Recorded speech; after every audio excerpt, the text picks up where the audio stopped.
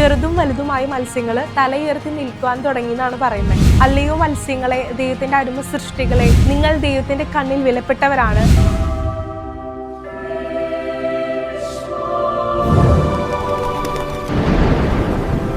വിശുദ്ധ അന്തോണീസ് റിമിനി എന്ന സ്ഥലത്ത് ദൈവവചന പ്രഘോഷണത്തിനായിട്ട് എത്തി. അക്കാലത്ത് ഉടലെടുത്ത ഒരു അബദ്ധ സിദ്ധാന്തത്തിന്റെ ഫലമായിട്ട് നിരവധി ആളുകൾ കത്തോലിക്ക വിശ്വാസം ഉപേക്ഷിച്ച ഈ സ്ഥലമായിരുന്നു ഈ റിമിനി എന്ന് പറയുന്നത്.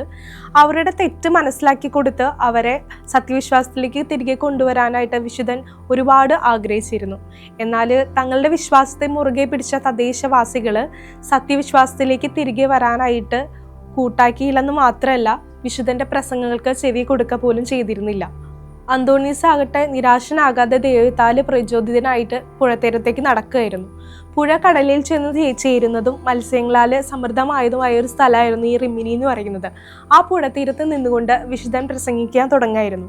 അല്ലയോ മത്സ്യങ്ങളെ, ദൈവത്തിന്റെ അരുമ സൃഷ്ടികളെ, ദൈവത്തിന്റെ വചനം കേൾക്കുവിൻ. ഇങ്ങനെയൊക്കെ പ്രസംഗം തുടങ്ങി ഏതാനും സമയത്തിനുള്ളിൽ സകലരെയും അമ്പരിപ്പിക്കാനായിട്ട് ചെറുതും വലുതുമായ മത്സ്യങ്ങൾ വിശുദ്ധൻ അരികിലായിട്ട് തലയുയർത്തി നിൽക്കുവാൻ തുടങ്ങി എന്നാണ് പറയുന്നത്. വലിയ മത്സ്യങ്ങൾക്ക് മുമ്പിൽ യാതൊരു ഭീതിയില്ലാതെ ചെറു മത്സ്യങ്ങൾ നിൽക്കുന്ന കാഴ്ച ശരിക്കും അത്ഭുതം നിറഞ്ഞതായിരുന്നു. പ്രാർത്ഥിക്കുവാനായിട്ട് ദേവാലയത്തിൽ ഒരുമിച്ച് കൂടിയ ജനത്തെ പോലെ ശാന്തരായിരുന്ന ഈ മത്സ്യങ്ങളോട് വിശുദ്ധൻ ഇങ്ങനെ പറഞ്ഞേ: അല്ലയോ മത്സ്യ സഹോദരങ്ങളെ, നിങ്ങൾ ഇപ്രകാരം കുലീനവും അത്ഭുതവാഹവുമായ ഇത്തരം ജീവിതത്തിനായിട്ട് സൃഷ്ടിച്ച ദൈവത്തോട് നന്ദി പറയുവിൻ. നിങ്ങൾക്കായി സമുദ്രത്തിലോ ശുദ്ധജലത്തിലോ ജീവിക്കുന്നതിനായിട്ട് ഇപ്രകാരം പ്രകൃതിയെ ഒരുക്കിയ ദൈവം വാഴ്ത്തപ്പെട്ടവനാകട്ടെ. നിങ്ങൾക്ക് ശത്രുക്കളിൽ നിന്ന് രക്ഷപ്പെടാനും പ്രകൃതിക്ഷോഭത്തിൽ നിന്ന് മോചനം നേടാനും കഴിവും സ്ഥലവും നൽകിയ സർവശക്തൻ മഹത്വപൂർണനാണ്.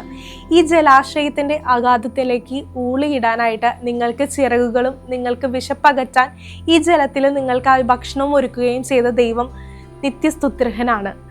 നിങ്ങൾ ദൈവത്തിന്റെ കണ്ണിൽ വിലപ്പെട്ടവരാണ്. നിങ്ങൾക്ക് ആവശ്യമായതെല്ലാം അവിടുന്ന് നിങ്ങൾക്ക് പ്രദാനം ചെയ്യുന്നു. വർദ്ധിച്ച ജലാശയം നിറയാൻ ദൈവം നിങ്ങൾക്ക് വരം നൽകി. ഭൂമി ശിക്ഷ ഏറ്റുവാങ്ങി. എല്ലാം വെള്ളപ്പൊക്കം മൂലം നശിപ്പിക്കപ്പെട്ടപ്പോൾ പോലും നിങ്ങൾ സംരക്ഷിക്കപ്പെട്ടു. ദൈവവചനം തിരസ്കരിച്ച യോനയെ വിഴുങ്ങി. അവനെ സുരക്ഷിതനായി തിരിച്ചു നൽകാൻ നിങ്ങളെയാണ് ദൈവം തിരഞ്ഞെടുത്തത്. ദേവാലയ നികുതി അടയ്ക്കാൻ വിഷമിച്ച ദൈവപുത്രന് അതിനുള്ള നാണയം നൽകുവാനുള്ള ഭാഗ്യം ലഭിച്ചത് നിങ്ങൾക്കായിരുന്നു.